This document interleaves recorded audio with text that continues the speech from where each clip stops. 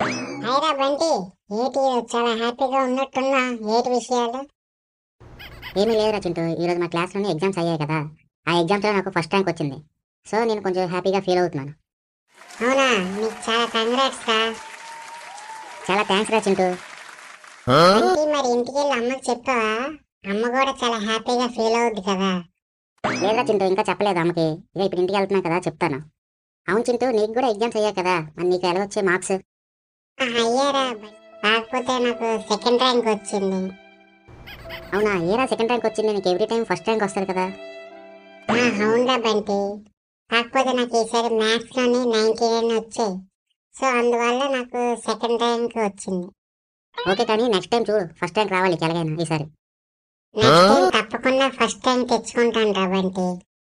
సరేరా చింటూ, నేను ఇంటికి వెళ్తాను, అమ్మ వెయిట్ చేస్తుంది కదా, నేను ఇంకా స్కూల్ నుంచి రాలేదని. Okay bye. ఓకేరా బంటి, బాయ్. నేను కూడా ఇంటికి వెళ్ళాలి కదా.